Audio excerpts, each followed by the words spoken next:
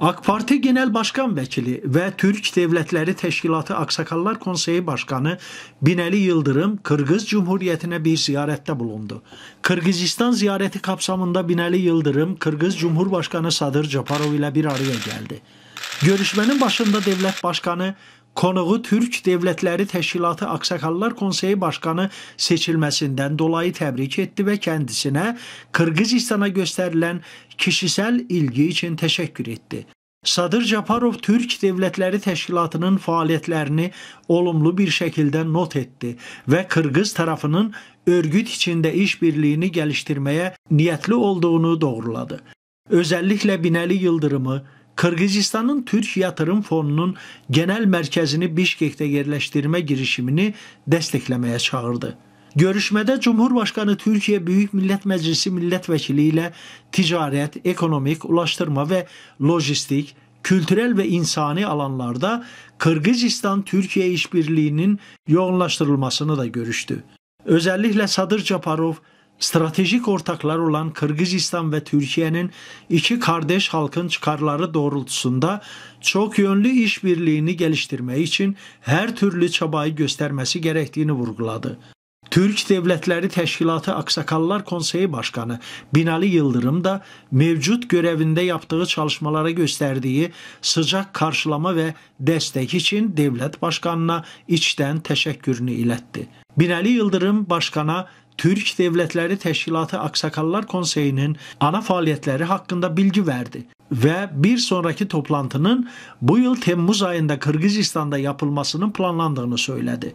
Aynı zamanda Türk Devlətləri Təşkilatı Aksakallar Konseyinin aralarında Türk Yatırım Fonu'nun erken kurulması meselesinin de yer aldığı, geçen yılki örgüt üye devletleri başkanları zirvesinin kararlarının uygulanmasına yardımcı olacağını kaydetti. Sonuç olarak Cumhurbaşkanı Sadır Japarov'a Türkiye Cumhurbaşkanı Recep Tayyip Erdoğan'ın selamlarını ve en iyi dileklerini iletti.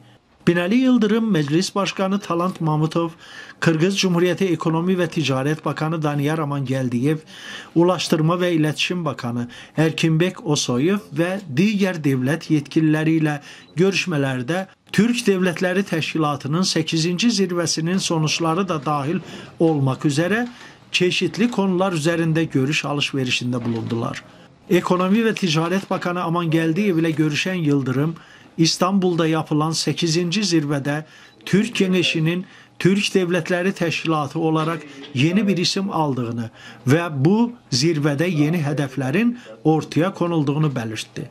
Amangeldiyev de Türk Devlətləri Təşkilatı üye devletleri ile sıkı işbirliği içinde olduklarını ve ortak ticaret hacmini artırmak için gayret gösterdiklerini vurgulayarak Türk Devlətləri Təşkilatı bünyesinde Türk Yatırım Fonu'nun faaliyete geçmesinin önemine dikkati çekti.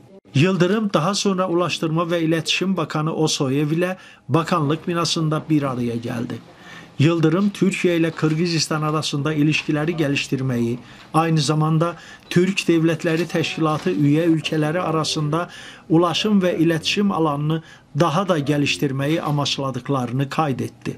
Asırlar boyu insanlığa hizmet eden Orta, Güney ve Kuzey koridorları dahil olmak üzere ulaşım alanında ilişkilerin geliştirilmesine öncelik verdiklerini ifade eden Yıldırım, Doğu-Batı ticaretinin gelişmesi için Çin, Kırgızistan, Özbekistan demiryolu hattını çok önemli ve avantaj olarak gördüklerini söyledi.